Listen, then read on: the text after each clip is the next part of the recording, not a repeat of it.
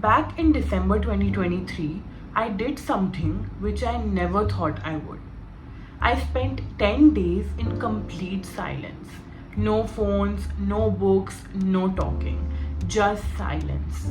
It was a Vipassana meditation retreat. And to be honest, I went there in hoping to feel a little better, a little clearer, or maybe a little less anxious. And I did feel that right after. But today, 1.5 years later, I want to talk about what really changed and what didn't. This video isn't a review, it's not a guide, it's my honest personal story. And if you're someone who wants to do Vipassana or you've already done one and you're wondering, was it just a phase? Then this one is for you. At that point in life, I was feeling overwhelmed. Life looked okay on the outside, but inside, it felt like I was constantly in a fight or flight mode. Always on, always overstimulated. It felt like I was consuming more than I was connecting with people, with moments, or with myself.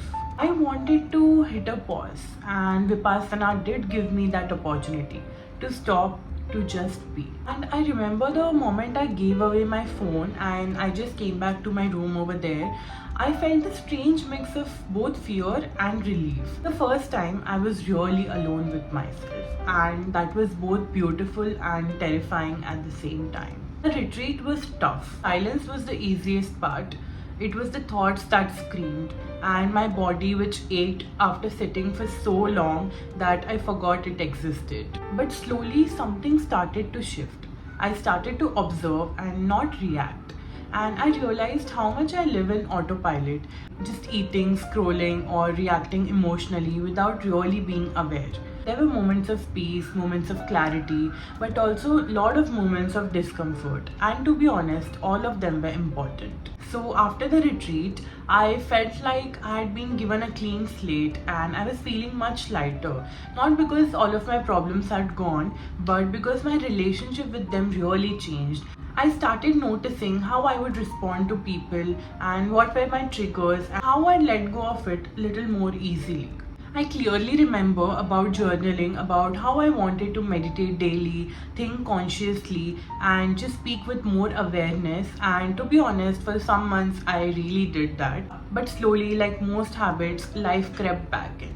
About 6 months later, I noticed something. I wasn't meditating daily and the discipline had faded, and this surprised me that I was still different. I wasn't reacting as immediately and I was being more aware about situations. I was more patient, more accepting. Vipassana didn't make me really perfect, but it definitely made me aware. And once awareness enters your life, it doesn't leave quietly. Even when I wasn't doing a formal meditation, I'd usually catch myself being more aware about situations while dealing with tough conversations, while eating, while sitting, and it felt like awareness had become a part of me. Today, I won't pretend that I sit and meditate daily for an hour, I really don't. But Vipassana gave me something more lasting, a quiet observer inside me. That observer always reminds me to take a pause whenever I'm feeling overwhelmed, to just breathe when I'm spiraling, to watch my emotions instead of being drowned by them. It also helped me to know myself in a way I hadn't before. I saw my patterns, my tendencies, my fears, and even now, 1.5 years later, that clarity really helps me to take decisions more consciously. It's not a magic, it's not a one-time fix, but it's just something which happens to you gradually, and it's something really powerful. Now, if you ask me, would I do it again? Absolutely yes. Maybe not every year, but whenever I'm feeling like there is a noise inside me, I would definitely do it. I would really recommend everyone to experience this at least once in your life. It's not a trend, it's a deep inward journey, and just go there whenever you feel called. If you have done Vipassana, I would really love to hear what stayed with you. And if you're considering it, I hope it helped you give a long-term perspective about Vipassana. This journey isn't about being Zen all the time, but it's more about coming home to yourself. If this video resonated, consider subscribing, leave a comment, or share it with someone who you think really needs to hear this message today. Until then, see you in the next one. Bye guys.